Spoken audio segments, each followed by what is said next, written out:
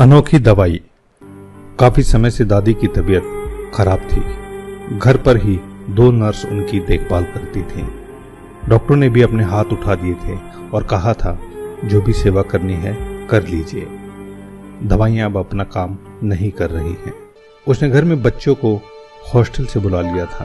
काम के कारण दोनों मियाँ बीवी काम पर चले जाते। दोनों बच्चे बार बार अपनी दादी को देखने जाते। दादी ने आंखें खोली तो बच्चे दादी से लिपट गए। दादी, पापा कहते हैं आप बहुत अच्छा खाना बनाती हैं। हमें हॉस्टल का खाना अच्छा नहीं लगता। क्या आप हमारे लिए खाना बनाओगी? नर्स ने बच्चों को डांटा और बाहर जाने को कहा। अचानक से दादी उठी और नर्स पर बरस पड़ी। आप जाओ यहाँ से। मेरे बच्चों को डांटने का हक किसने दिया है? खबरदार अगर बच्चों को डांटने की कोशिश की। कमाल करती हैं आप। आपके लिए तो हम बच्चों को मना कर रहे हैं। बार बार आते हैं, आपको देखने और डिस्टर्ब करते हैं, आपको आराम भी नहीं करने देते। अरे इनको देखकर मेरी आंखों को और दिल को कितना आराम मिलता है तू क्या जाने। ऐसा करो, मुझे नहाना है, मुझे बाथरूम तक ले चलो। नर्स हैरान और अवाक थी।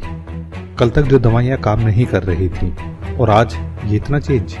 सब समझ के बाहर था जैसे। नहाने के बाद दादी ने नर्स को खाना बनाने में मदद को कहा। नर्स ने पहले तो मना किया, फिर कुछ सोचकर वह मदद करने लगी।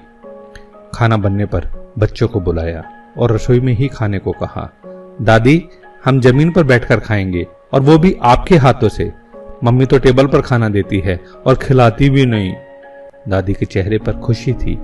वह बच्चों के साथ बैठकर उन्हें खिलाने लगी। बच्चों ने दादी के मुंह से निवाले लिए। दादी की आंखों में आंसू बहने लगे। दादी, आप रो क्यों रही हैं? दर्द हो रहा है क्या? मैं आपके पैर दबा दूं? अरे नहीं, ये तो बस तेरे बाप को याद करके आ गए थे आंसू। वो भी ऐसे ही खाता था मेरे हाथों से। पर अब कामयाबी का ऐसा भूत चढ़ा कि खाना खाने का वक्त भी नहीं है उसके पास और ना ही माँ से मिलने का समय। दादी, आप ठीक हो जाओगी। हम दोनों आपके ही हाथ से खाना खाएंगे। और पढ़ने कौन जाएगा? तेरी माँ रहने देगी क्या तुमको?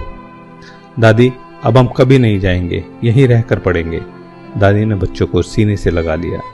नर्स ने इस इलाज को कभी पढ़ा ही नहीं था जीवन में। अनोखी दवाई थी यह, अपनों का साथ हिल मिलकर रहने की। दादी ने नर्स से कहा, आज के डॉक्टर और नर्स क्या जाने कि भारत के लोग 100 साल तक निरोगी कैसे रहते थे।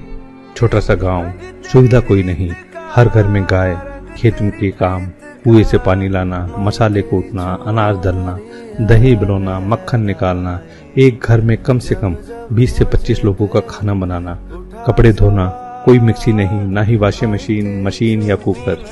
फिर भी जीवन में कोई रोग नहीं, मरते दिन तक चश्मे नहीं और दांत भी सलामत।